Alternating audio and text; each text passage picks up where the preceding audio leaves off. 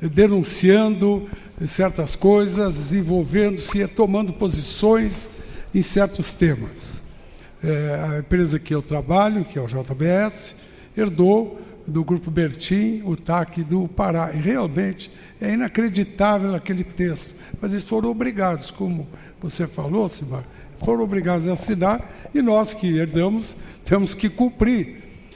É realmente inacreditável, porque no fundo, os únicos beneficiários dessas ações foram os nossos concorrentes no exterior, que conseguiram comprar mais barato, o pessoal que estava afogado, não é? E conseguiram fazer mais exigências de marketing, etc. E o abate clandestino que acontece no Pará? E o abate clandestino que começou a dizer, eu fiz um trabalho, eu mandei ver o que acontecia com o pessoal quando nós começamos com aquele GPS, aquele sistema eletrônico, GPS, para descobrir quais eram, se os vendedores tinham, se eles tinham algum tipo de crime, se fosse aquele de áreas de uso de áreas de proteção, ou a invasão de áreas indígenas, ou que tinham cumprido crimes contra as leis do Ministério do Trabalho, de trabalho escravo, né?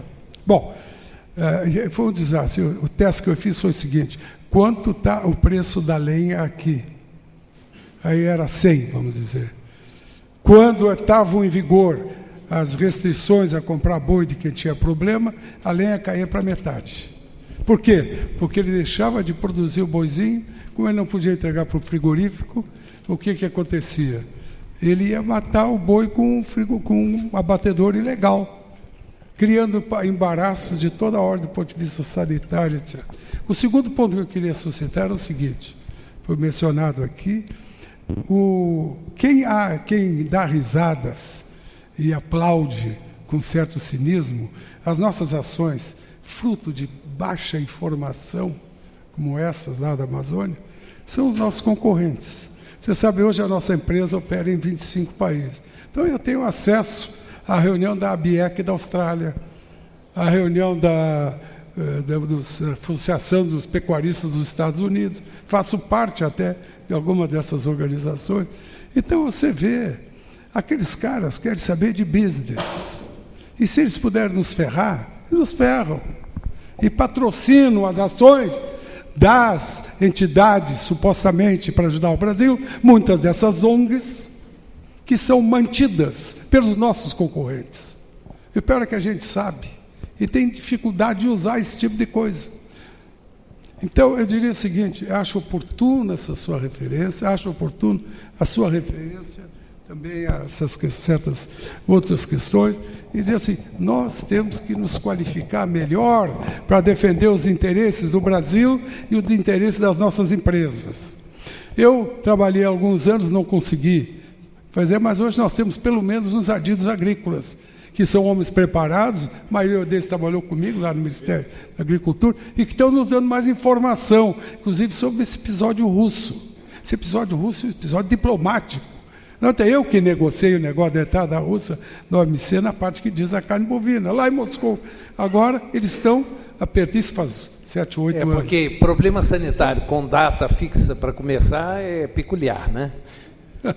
Olha, o importante Ou seja, só é o seguinte, tem problema a partir do dia 15. Até o dia 14, às 8 da noite, está tranquilinho. Quando a gente vira o primeiro do mundo, com o Brasil, eu me lembro, foi em Uberaba, que eu fiz um discurso com o ministro da Agricultura, na abertura, junto com o Aécio, junto com o Fernando Henrique, e eu tinha combinado antes com o Fernando Henrique, eu vou fazer 2 declarações aqui. Você quer ouvir? Não, fala, você fala bem. Como pecuarista você sabe falar, disse assim. Então eu falei, o que eu falei? Primeiro, que em breve o Brasil seria o primeiro exportador de carne do mundo. Estado no dia seguinte, e foi, no ano seguinte, foi em 2002, 2003. O Estadão de Minas, o Estado de Minas Gerais, publicou que eu, otimista, como sempre, Pratini declarar, Deus o ouça, não sei o quê. E a segunda coisa, eu mudei o nome do Ministério da Agricultura, que era Pecuária e Abastecimento, e eu botei, que era Agricultura e Abastecimento, eu botei Agricultura, Pecuária e Abastecimento, porque eu sabia que pecuária vinha a ser um assunto cada vez mais importante, porque, como o senhor disse, ninguém bate o Brasil na pecuária. Agora, Marcelo, olha, vamos ter Marcelo intervindo. Foi uma cobrança. Uma cobrança. Aproveitando a fala dos outros, né? São duas orelhas e uma boca, né? Mas não pode, tem que participar também. Voltando na provocação, eu acho que nós estamos começando um caminho diferente, começando a trilhar um caminho de organização diferente.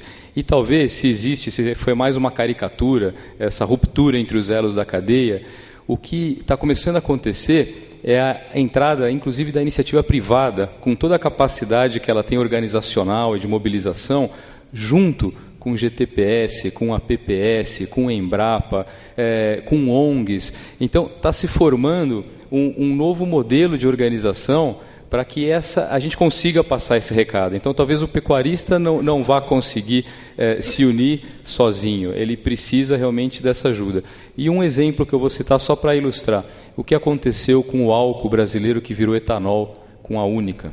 Então, esse é o caminho a ser trilhado. É o dos mitos e fatos, é dos embaixadores brasileiros fora estarem vendendo a carne brasileira, é da gente ter mais gente defendendo. E o setor está conseguindo se organizar. Antes era estranho. O que essa pessoa da iniciativa privada está fazendo aí? Ele era um estranho. Eu faço um pequeno, não um reparo, mas sugestão. Vamos parar de nos defender? Não vamos mais usar essa palavra. Essa palavra, o Brasil tem a mania de se defender. Tem a mania. Existe, inclusive, uma expressão no Brasil que é uma extraordinária demonstração de baixa autoestima. Eu vou no restaurante, sou muito bem atendido, pago, o garçom diz, desculpe alguma coisa. Não reclamei de nada. O cara acha que fez besteira. E aí fica, desculpe, eu proíbo as pessoas que trabalham comigo a usar essa expressão. Desculpe alguma coisa, porque se não fez nada errado. Comida ótima, serviço perfeito,